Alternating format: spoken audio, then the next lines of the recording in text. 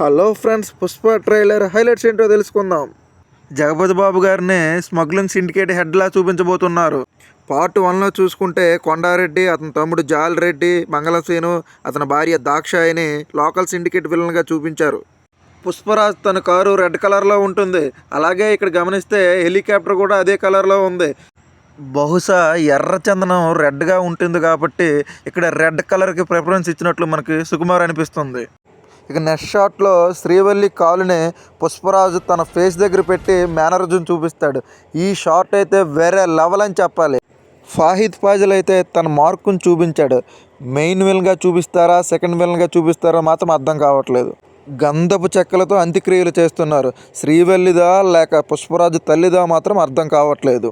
ఇక్కడ అరగుండు కొట్టి మెడలో చెప్పుల దండ వేశారు. ఇతనికి మంచి క్యారెక్టర్ పడిందని చెప్పాలి. దేవరాజ్ చిత్రంలో బైరా కొడుగ్గా నటించాడు తారక బొప్పన్న. రాజకీయ నాయకుడిగా రావు రమేష్ గారిని చూడడం జరిగింది.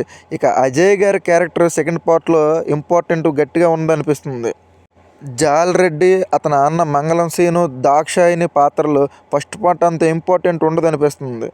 స్మగ్లింగ్ సీన్లు భారీగానే తెరపైన ఆవిష్కరించారు. ఇక డైలాగ్స్ విషయానికి వస్తే, నాకు రావాల్సిన పైసా అది అనైనా అర్ధ అనైనా, అది 7 కొండల పైనున్నా 7 సముద్రాలు దాటున్నా పోయి తెచ్చుకునేదే ఈ పుష్పగాడి అలవాటు. ఇక నెక్స్ట్ డైలాగ్, పుష్ప అంటే నేషనల్ అనుకుంటేవా, ఇంటర్నేషనల్. ఇక లాస్ట్ డైలాగ్, పుష్ప అంటే ఫ్లవర్ అనుకుంటేవా, ఫైర్ కాదు వైల్డ్ ఫైర్. ఈ డైలాగ్ రీల్ చేసే వారికి మంచి స్టఫ్ అని చెప్పాలి. ఇక బీజిఎం విషయానికి వస్తే ఈ ట్యూన్ మాత్రం సూపర్ అని చెప్పాలి. ఈ మ్యూజిక్ మాత్రం వింటుంటే మైండ్ పుస్తుంది.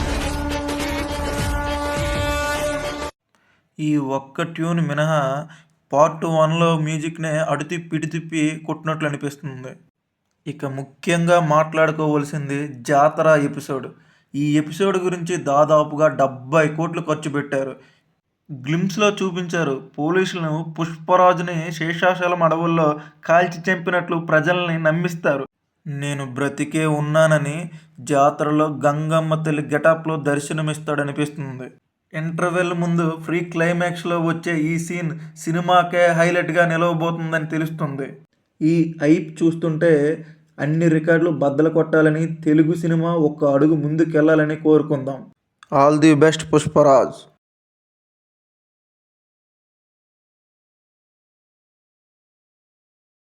నా వీడియో మీకు నచ్చినట్లయితే లైక్ చేయండి, సబ్స్క్రైబ్ చేయండి.